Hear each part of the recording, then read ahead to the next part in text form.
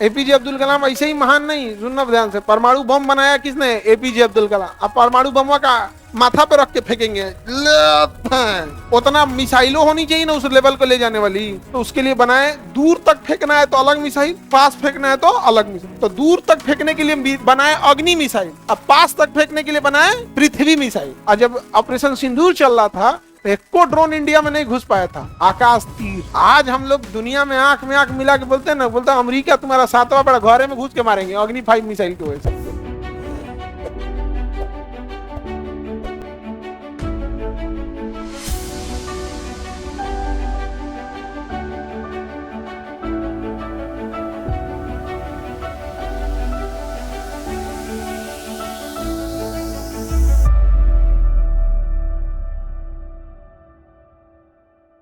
इंदिरा गांधी ने परमाणु परीक्षण किया था। पहला परीक्षण परमाणु बम का किसने किया था? इंदिरा गांधी। स्माइलिंग बुद्धा 1974, होमी जहांगीर भाभा ने बनाया था।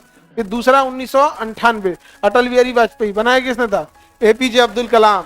एपीजे अब्दुल कलाम ऐसे ही महान नहीं, सुनना ध्यान से। परमाणु बम बनाया किसने? एपीजे अब्दुल कलाम। अब परमाणु बम का माथा पे रख के फेंकेंगे, ऐसे फेंकेंगे, उतना मिसाइलों होनी चाहिए ना उस लेवल को ले जाने वाली, तो उसके लिए बनाए। दूर तक फेंकना है तो अलग मिसाइल, पास फेंकना है तो अलग मिसाइल। तो दूर तक फेंकने के लिए बनाए अग्नि मिसाइल, अब पास तक फेंकने के लिए बनाए पृथ्वी मिसाइल। पास तक फेंकने के लिए पृथ्वी, जैसे पाकिस्तान चाइना फेंकना है तो पृथ्वी, अमेरिका पे फेंकना है तो अग्नि, ब्रिटेन पे फेंकना है तो अग्नि।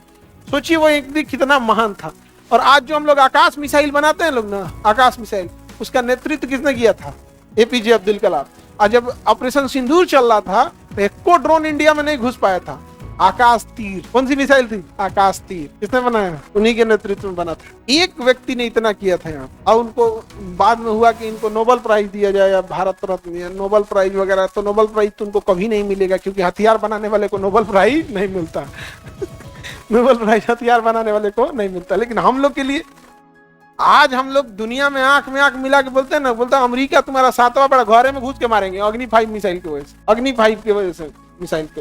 ये तो बहुत विद्वान आदमी थे। अभी जो चंद्रयान का चल रहा था तो वो मिशन, तो कोई भी मिशन 15 साल पहले से ही ना ऑन पेपर हो जाता है, टाइम लगता है उसको। उस समय वो जीवित ही थे अब्दुल कलाम। बात हुआ कि हमारा चंद्रयान जाएगा। चंद्रयान 1 जो था ना चांद पे उतरा नहीं था, और चंद्रयान 2 तो संपर्क टूट गया था। चंद्रयान 3 उतरा था। तो जब चंद्रयान 1 बन रहा था ना, तो चांद का जब ऑर्बिट लगा रहा था, चक्कर लगा रहा था, तो उतरना तो था नहीं, वो चांद के बाहर ही जाके चक्कर लगाता। दूसरा वाले को उतरना था लेकिन टूट गया संपर्क, तीसरा वाला उतर गया, लेकिन पहला वाला नहीं ना उतरा था।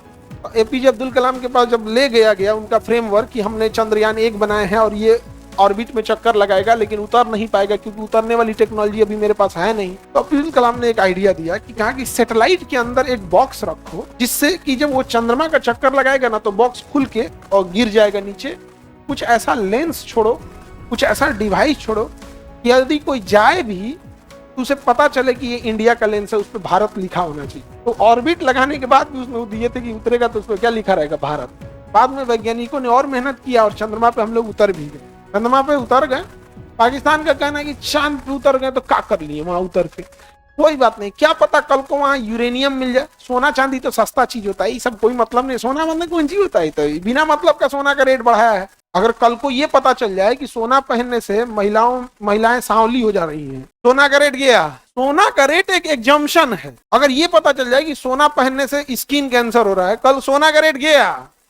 सोना का रेट कोई रेट नहीं है, बिना मतलब एजम्पशन है। हमरो चाहिए, हमो चाहिए, हमो चाहिए। जैसे मान के चलो आम धनिया पत्ती शुरू में आया तो भैया हमो चाहिए, हमें धनिया 300 रुपया किलो जाए, तो एजम्पशन है। सोना का रेट क्या है?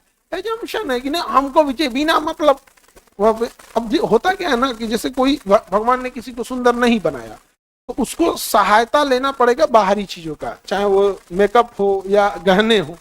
और जैसे पुरुष हैं उनको भगवान ही सुंदर बना के भेजता है। गधों भगवान सुंदर नहीं बना के भेजता है, इतना बिगाड़ता है कि गहना भी कुछ काम नहीं कर पाए।